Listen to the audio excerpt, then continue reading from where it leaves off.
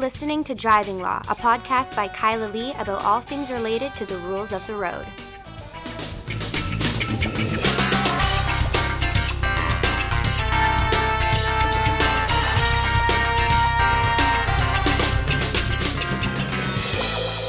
Hello and welcome to another episode of Driving Law. I'm Kyla Lee at Acumen Law, and with me, my co-host, Paul Doroshenko. You could tell at the start there that you were still laughing, and Kyla was laughing at me.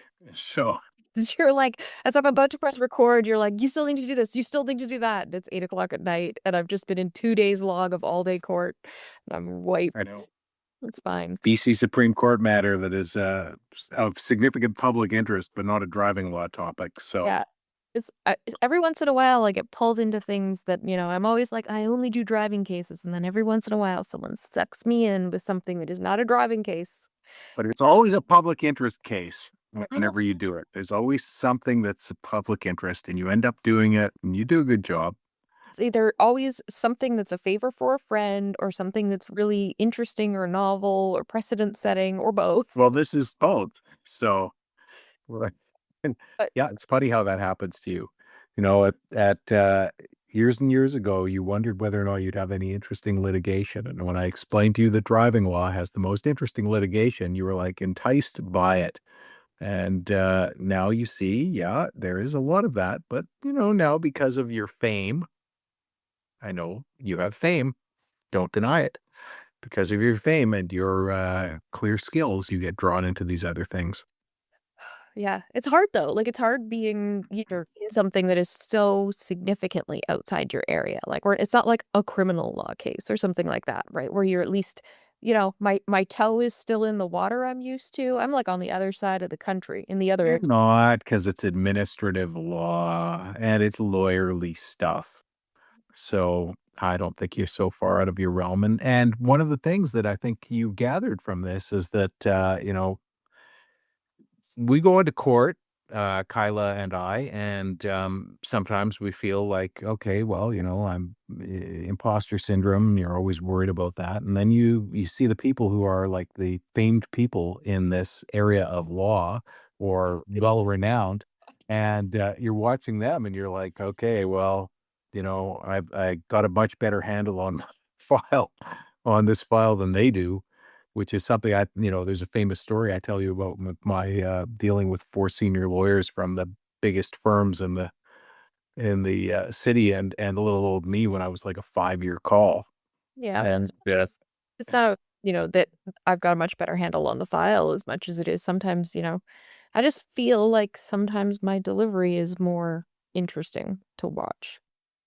I think that's for sure. But your brain is more organized. And your method of approaching it is often more organized. And that's what I found when I was, in a few of those cases is, my method either works and I have my skill. Doesn't always work, but, I don't win every time. That's for damn sure. But I certainly, I think, present like I know what I'm talking about. Yeah. I mean, to make matters worse for me today too, though, I got up super early to go into the office to get a bunch of stuff done before going to court. And then I did my court. And then on the lunch break, I had to like run out of the courtroom, set up my computer, and hop onto a parliamentary committee hearing as a witness. And then that went sideways for no fault of my own. Thanks, conservatives. And then that ended at 1:58, and I had to be back in the courtroom continuing my arguments at 2 p.m. And that ended at 3:45, and I had to be on CBC at 4 o'clock talking about budgets. So, just like that, your brain from things is very exhausting. I'm assuming you're going to do a TikTok about that thing you told me about with the parliamentary committee. Yeah. The pre-pandemic and pre-Zoom meetings, it was more fun to go to a parliamentary committee where you got to, fly to Ottawa to provide your testimony and sit in a big room there with a bunch of people. You still can. There were people there that were in person, but it wasn't going to be feasible for me to fly to Ottawa on the court lunch break and back. I know, and feasibility is one of those things that comes into it. Yep. Those times that you and I presented in Ottawa prior, I was the first time. Yeah. I did it my first time. I was like, oh, okay, all right.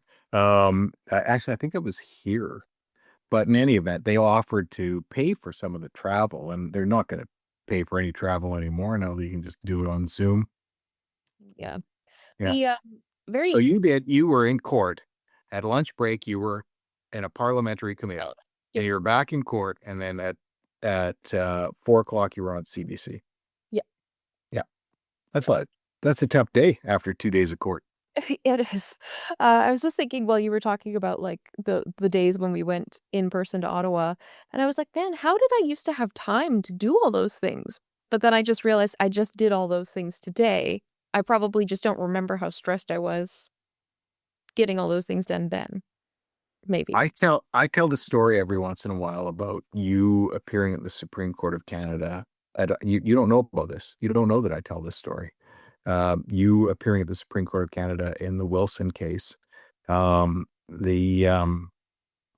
We were there the day before, and obviously flew there because I wanted to get the lay of the land. And I met you in the afternoon and to talk about the case, and we talked about the case for about 15 minutes, and then I sat there. Well, you thought about the case for about 45 minutes, and you just thought about the case. I don't know if you remember this, but you just said, just give me a few minutes. And I sat there. All right. I tried not to move or anything. You thought about the case for about 45 minutes, and you said, okay, that's good. I'm fine. And then the next day you went in and you had it all. And it was the freakiest thing I've ever seen.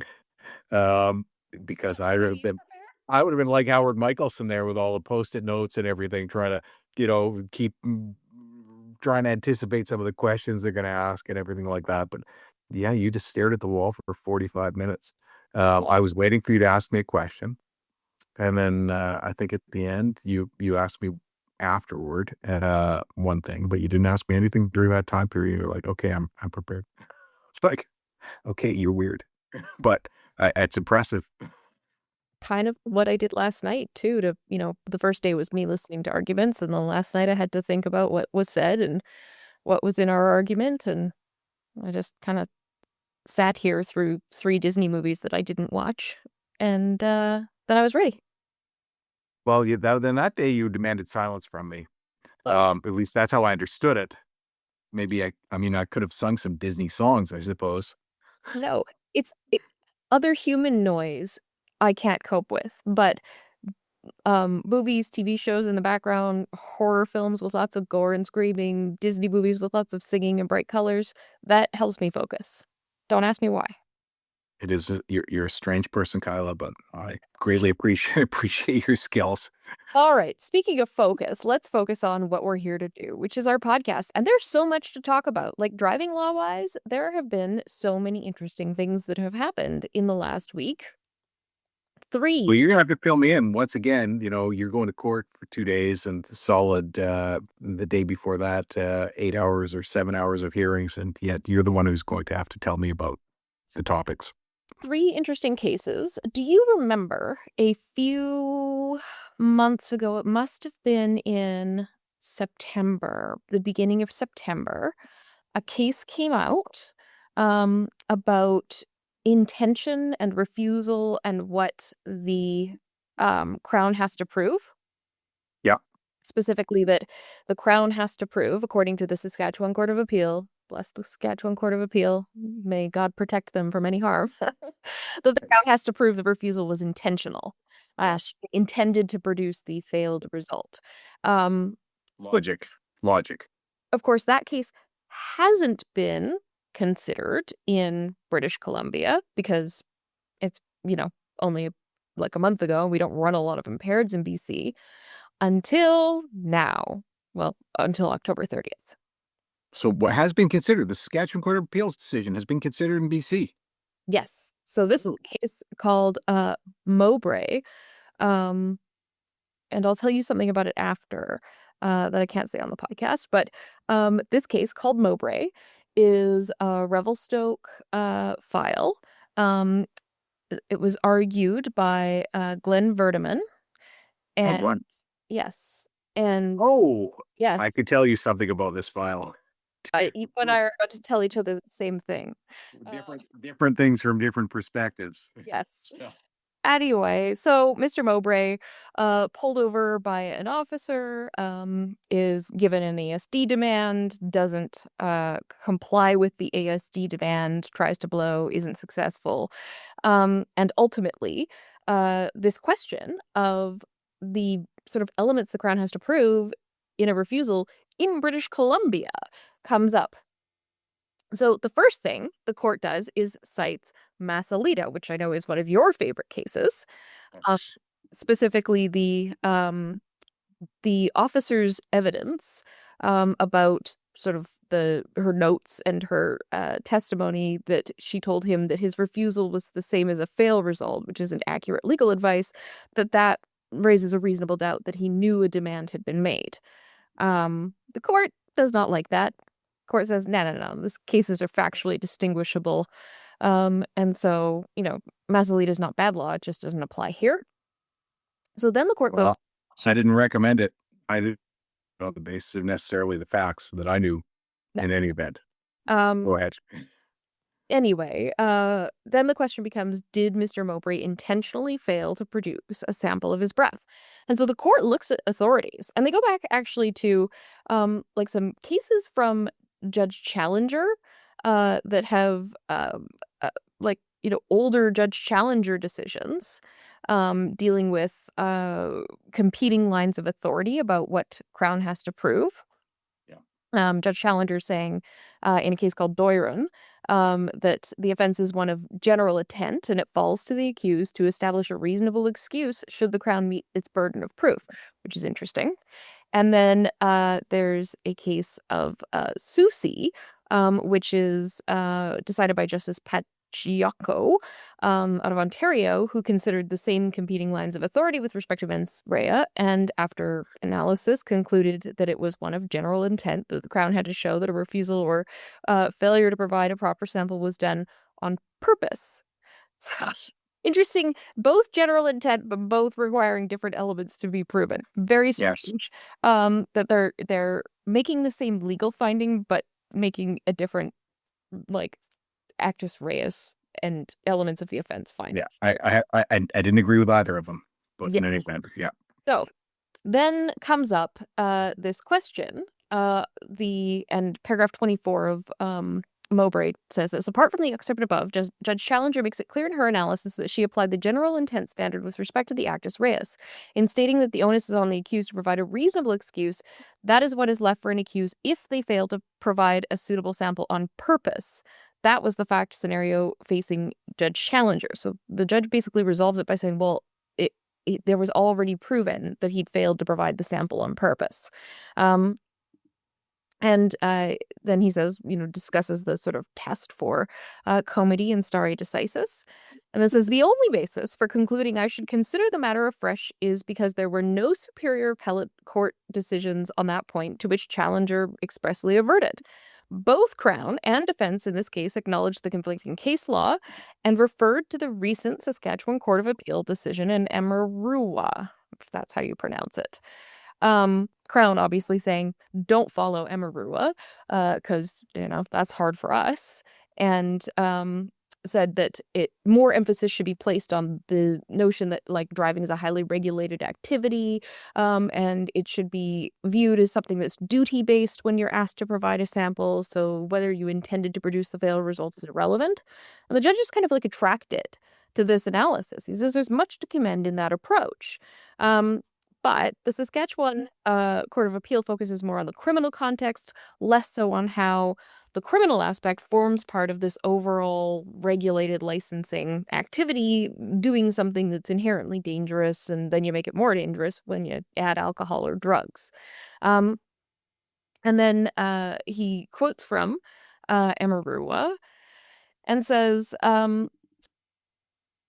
with the greatest respect, I'm not persuaded that Parliament did not clearly intend it to be duty-based. I agree with much of the reasoning on that point in Bradley. It seems to me the relationship is not so much between the police officer and the driver as postulated by the Saskatchewan Court of Appeal, but between the driver engaged in a licensed and dangerous activity and the general public who deserve protection from the risk of impaired drivers and the increased dangers they present.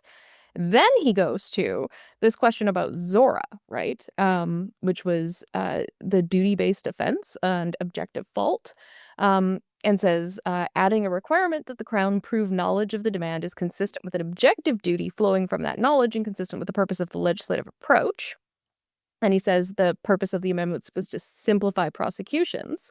And so all of this time, it's going on. And it sounds like it's going the Crown's way. But then, and I think you used these words with me yesterday describing a court appearance you did. Gotta hate that judicial butt. Judicial butt. The judicial butt. However. And here it is. But as a court of coordinate jurisdiction, my ability to differ with the conclusion in Doiron is restricted, as I have noted. Under the principles of stare decisis, Emerua is not binding on me, but an appellate court's decision requires careful consideration. Since Emerua comes to the same conclusion as Doiron, that the offense is one of general intent as it relates to the act of failing to comply with a demand to provide a suitable sample of breath, Doiron remains binding on me. Until a superior court's decision, binding in this province, determines otherwise, I conclude that the Crown must prove, beyond a reasonable doubt, that Mr. Mowbray did not provide a suitable sample of his breath on purpose. That is spot on. I mean, it's hilarious, though, the way he goes through literally every argument. I was on Peter Sankoff, he has this Criminal Defense Essentials, and he and I, debated Emerua, and it came out, because he was like, this is the dumbest decision I've ever read. And I'm like, it's the greatest thing for the defense ever. No.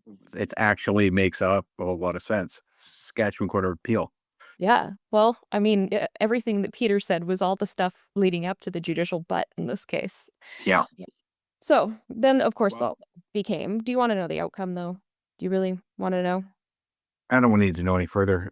I made my point in the law. I mean, you made your point in the law, or whoever was talking to Glenn. Yeah, but convicted. Victorino, as they, yeah. There was a lot of evidence from the officer about him practicing blowing and the things that he was doing and all of that. 9 minutes. As you know, I am completely dissatisfied with a regime that gives criminal records to people for purportedly refusing to provide an ASD sample, bearing in mind what I know about ASDs. That's for me, it comes down to that.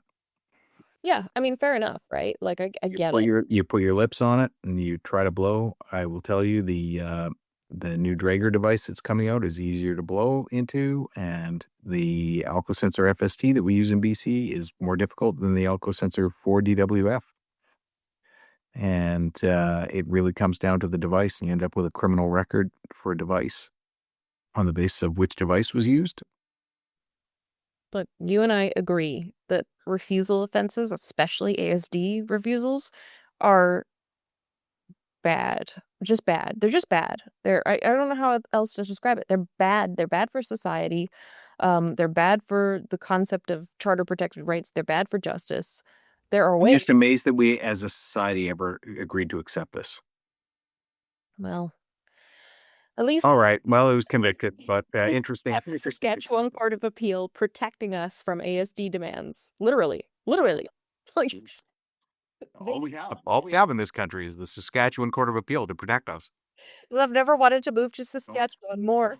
I know. Well, we were joking. I was thinking, actually, as I was driving through last week after we conducted or recorded the podcast last week, I drove from Cranbrook back to Vancouver, which meant I drove through Creston and Grand Forks and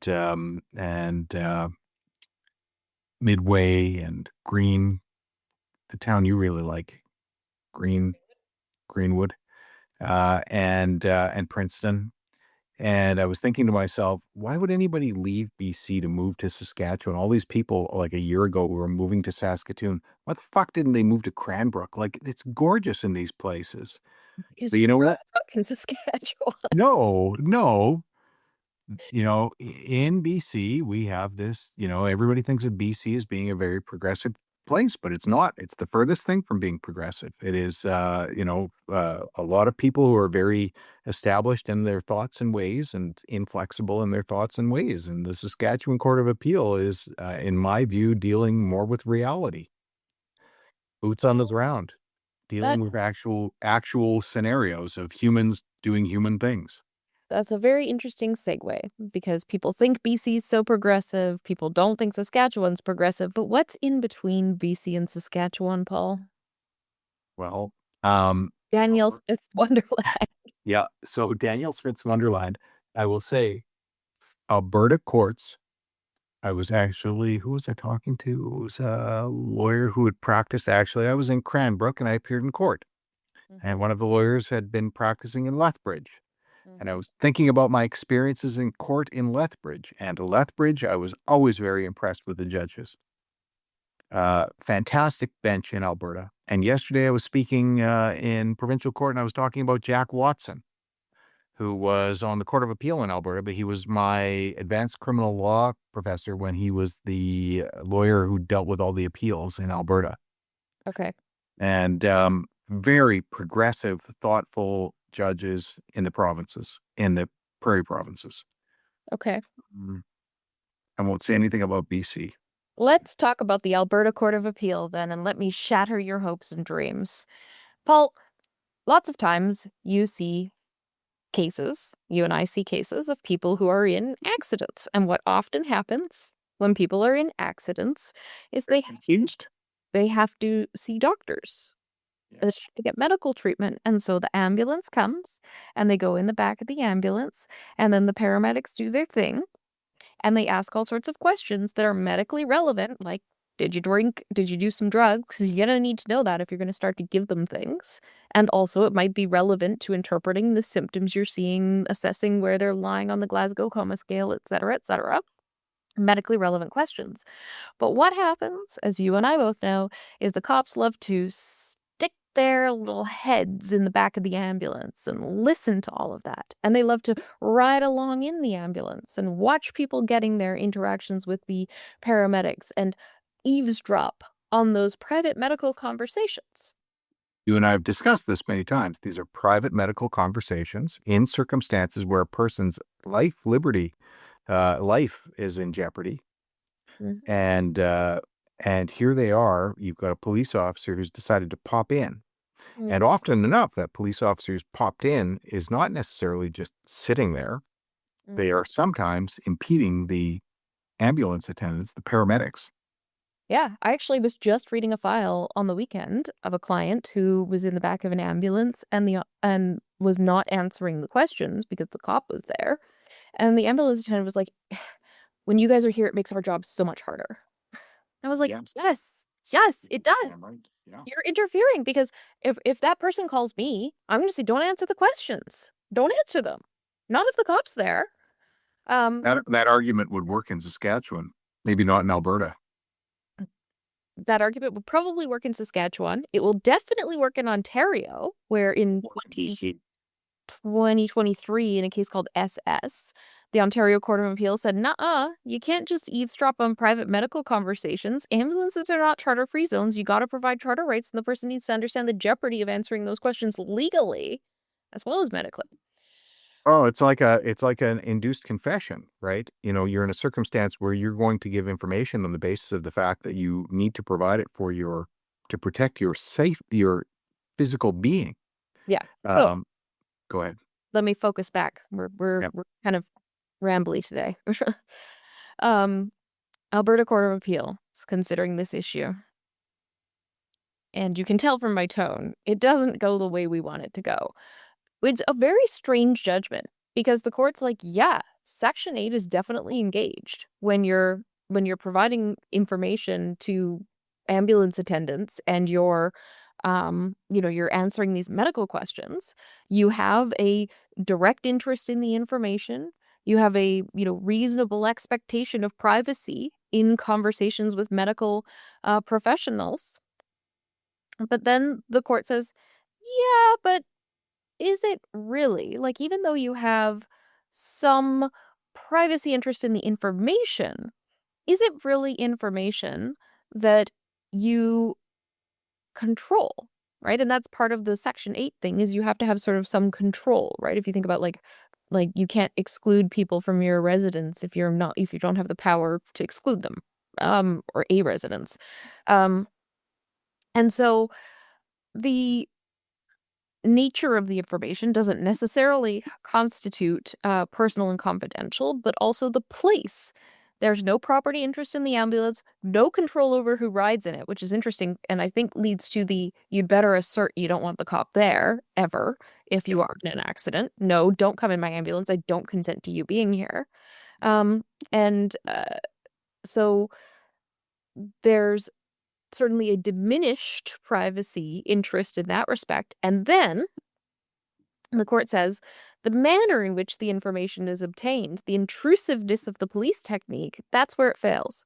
Because the police didn't actually do anything to obtain the information other than have passive presence. And even though they were taking notes about what was said in the conversation, that's not a search. Writing down things you hear isn't a search. Okay. Okay. Not correct, but okay. So Not what's my opinion.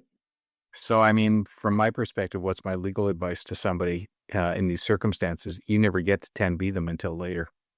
And here they are, basically held by somebody for their own health reasons, though not always, right? Sometimes it's, we think you should go to the hospital, and then questioned, and those questions and the answers are being written down just like a police interview, which you and I call an interrogation and the police call an interview.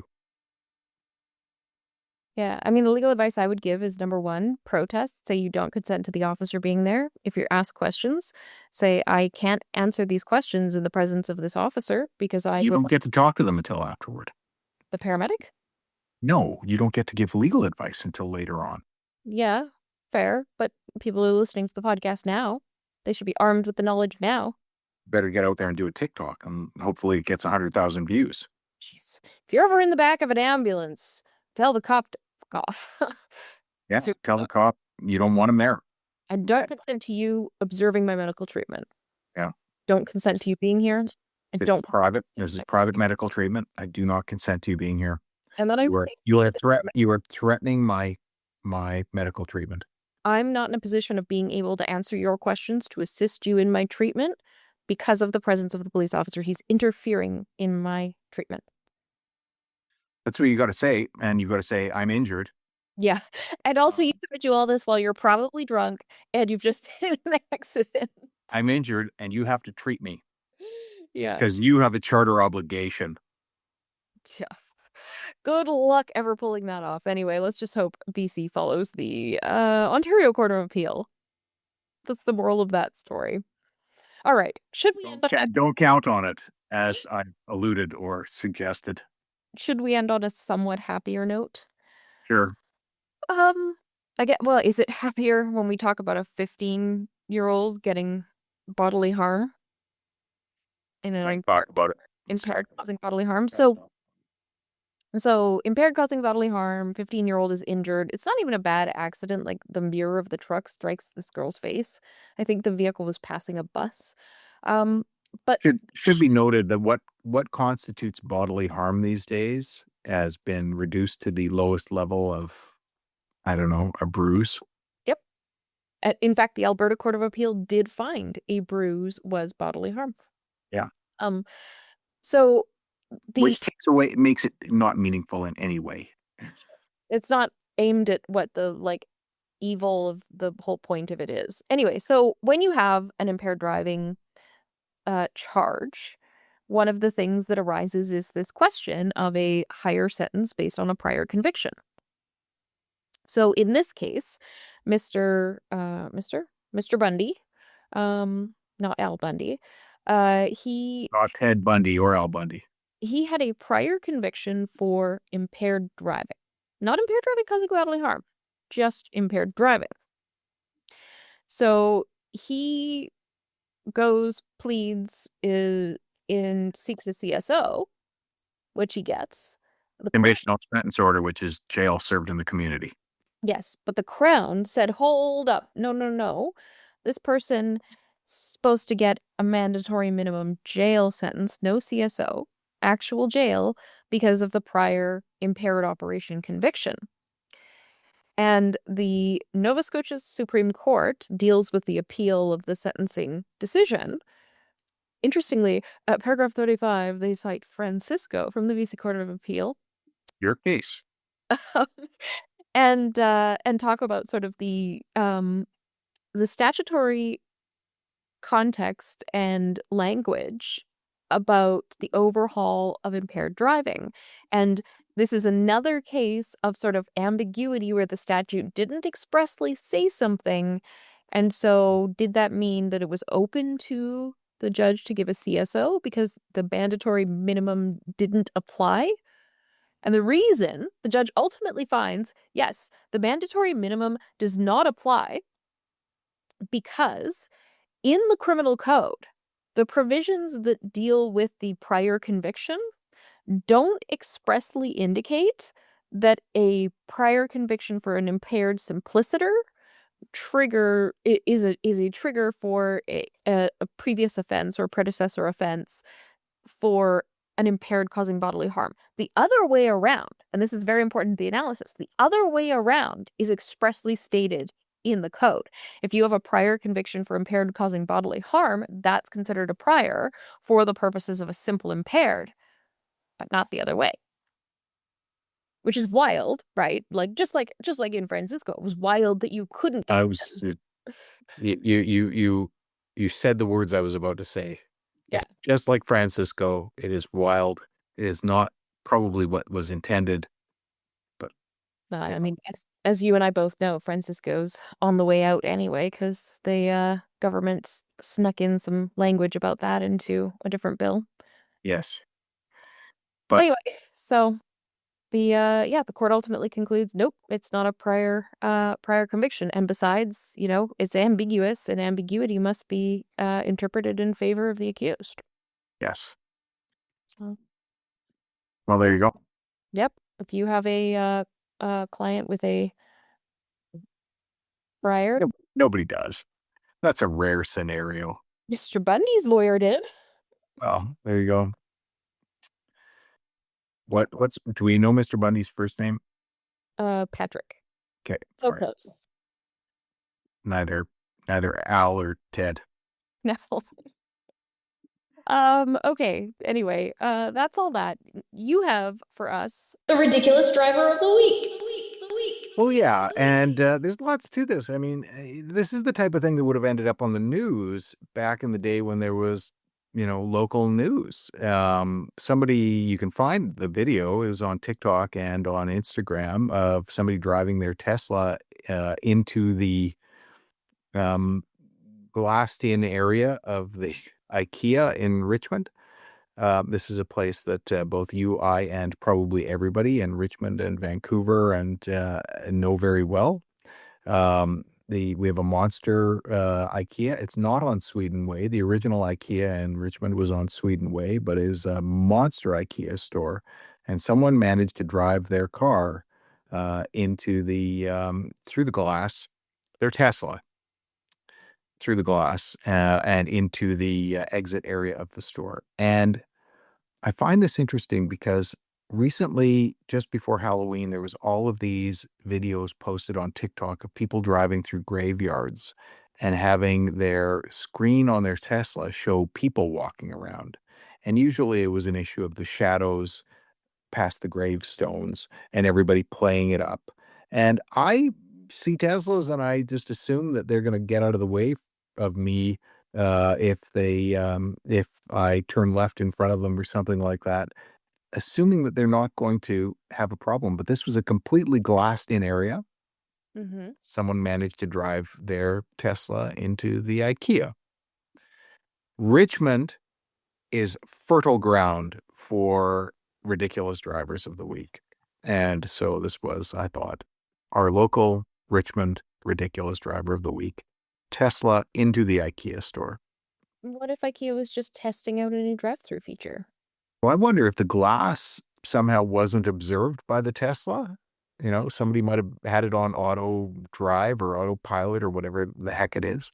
Like those videos, have you seen them where they like paint the Roadrunner scenes and then drive the Tesla through them? Yeah. The Tesla can't detect. It's like literally it's literally Wile E. Coyote of cars. Yeah, it may have been a similar thing. Anyway, I thought it was pretty funny, and I'm surprised it didn't make the news because again, like, you know, if we had local news, it would have made the news. But instead, it was captured by social media. So this is our ridiculous driver of the week comes to us via Instagram and TikTok. That's, as it does sometimes, most of the time. Yeah. Well, there you go. That's our podcast. I would just like to point out to end this podcast that I'm pretty sure, other than you, because I think you were away last week, I am in exactly the same place I was in last time we filmed the podcast, wearing exactly the same clothes. And no, I haven't washed them.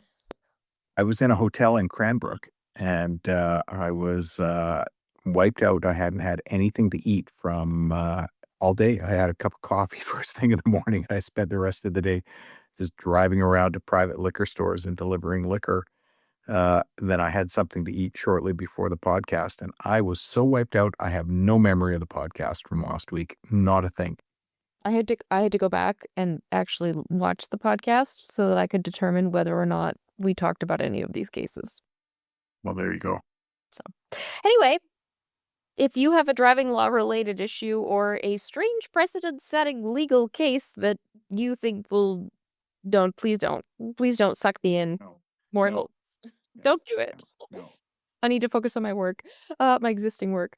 Okay, you can give us a call at 604-685-8889 or find us online at vancouvercriminallaw.com and tune in next week for another exciting episode of Driving Law.